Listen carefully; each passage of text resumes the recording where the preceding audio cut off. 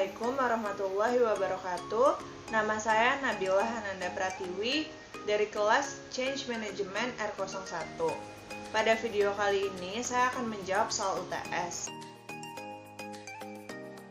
Nomor 1, berikut ini merupakan macam-macam perubahan. Ada perubahan tidak berencana dan perubahan berencana. Sebutkan dan jelaskan perubahan-perubahan di atas. Perubahan tidak berencana adalah pergeseran aktivitas organisasional karena adanya kekuatan eksternal yang berada di luar kontrol organisasi. Faktor penentunya antara lain pergeseran demografi angkatan kerja, adanya peraturan pemerintah, perbedaan kinerja, dan lain-lain. Misalnya pembangunan gedung-gedung bertingkat di wilayah Jakarta tanpa mengindahkan keseimbangan lingkungan dapat menyebabkan terjadinya bencana banjir. Semakin sempitnya daerah resapan air di Jakarta menyebabkan air tidak dapat meresap ke dalam tanah. Hal ini menjadi penyebab terjadinya bencana banjir di Jakarta. Akibat banjir, banyak perkampungan penduduk, pabrik, jalan, dan perkantoran terendam air. Situasi ini tentu saja merugikan masyarakat sendiri. Aktivitas masyarakat menjadi terganggu, sehingga kegiatan ekonomi pun menjadi lumpuh. Lalu, perubahan berencana merupakan aktivitas perubahan yang direncanakan dan berorientasi pada tujuan. Perubahan ini berasal dari keputusan strategik untuk mengubah cara organisasi mengerjakan usahanya. Contohnya adalah perubahan produk atau jasa, perubahan ukuran dan struktur organisasi, dan sebagainya. Nomor 2, sebutkan tahapan dalam melakukan manajemen perubahan. Hal ini terdiri dari 4 tahap. Tahap pertama merupakan tahap identifikasi perubahan. Diharapkan seseorang dapat mengenal perubahan apa yang akan dilakukan terjadi. Dalam tahap ini, seseorang atau kelompok dapat mengenal kebutuhan perubahan dan mengidentifikasi tipe perubahan. Selanjutnya, tahap 2 merupakan tahap perencanaan perubahan. Pada tahap ini harus dianalisis mengenai diagnostik situasional teknik, pemilihan strategi umum, dan pemilihan.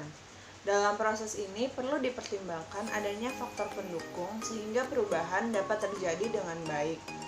Selanjutnya, tahap ketiga merupakan tahap implementasi perubahan, di mana terjadi proses pencairan, perubahan, dan pembekuan yang diharapkan.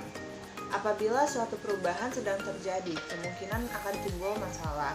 Untuk itu, perlu dilakukan monitoring perubahan.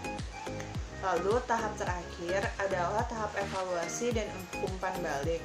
Untuk melakukan evaluasi, maka diperlukan data. Oleh karena itu, dalam tahap ini dilakukan pengumpulan data dan evaluasi data tersebut. Hasil evaluasi ini dapat diumpan balik kepada tahap pertama, sehingga memberikan dampak pada perubahan yang diinginkan berikutnya.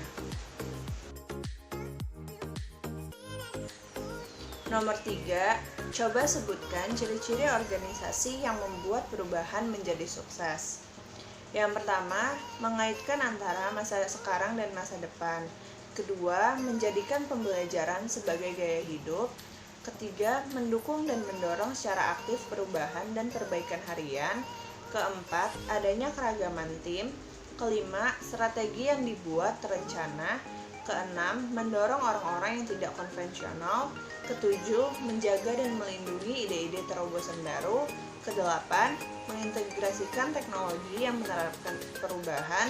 Dan yang kesembilan, adanya suatu sistem bagi para karyawan untuk dapat saling bertukar pengetahuan. Nomor 4, bagaimanakah cara mengubah budaya organisasi? Cara pertama, memberikan teladan melalui perilaku manajemen.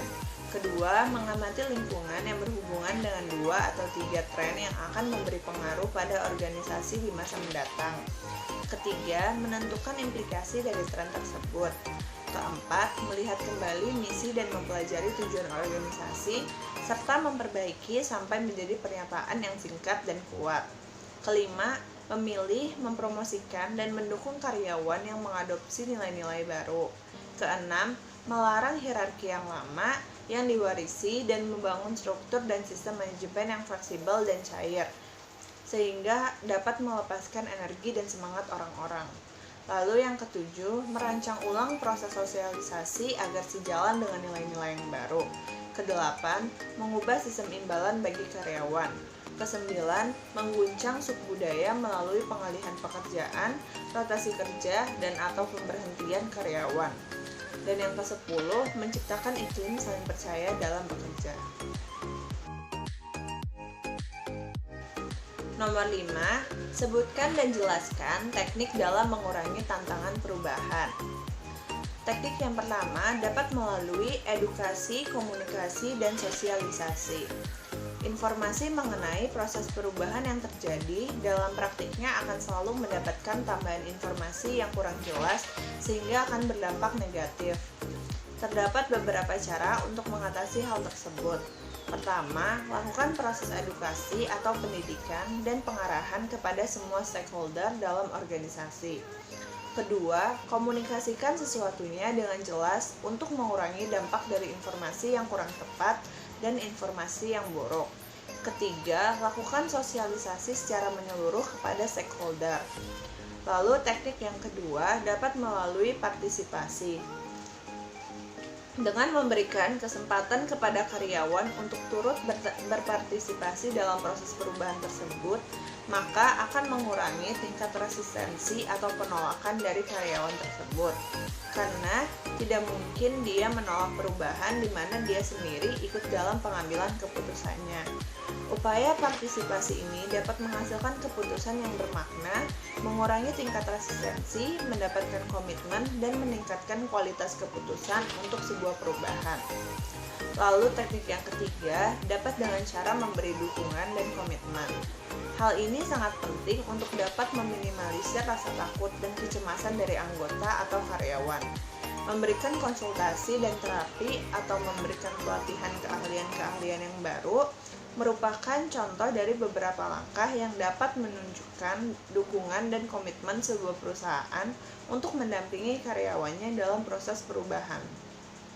Kepada karyawan yang menolak perubahan, dapat dilakukan dengan memberikan pensiun dini atau golden snake hand.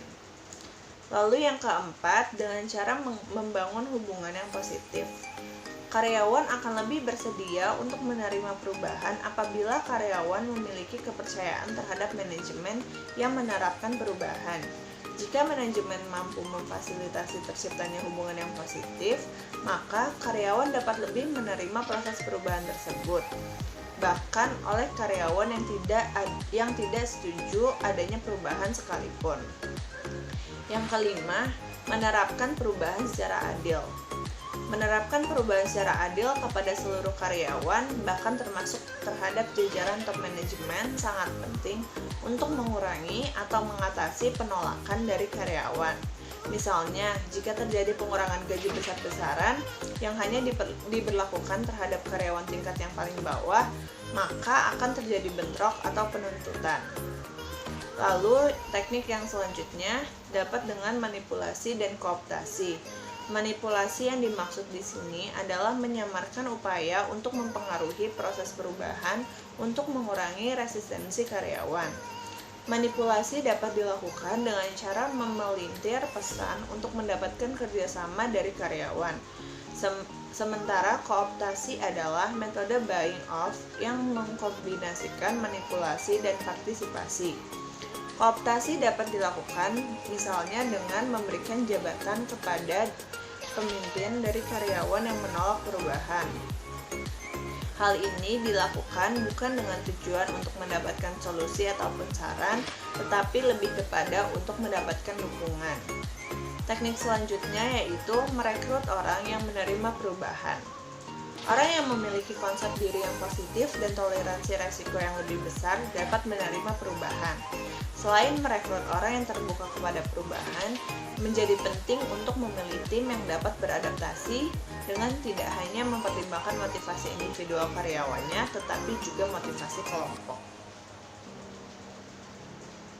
Sekian jawaban UTS dari saya, kurang lebihnya mohon maaf. Wabillahi taufiq wal hidayah. Wassalamualaikum warahmatullahi wabarakatuh.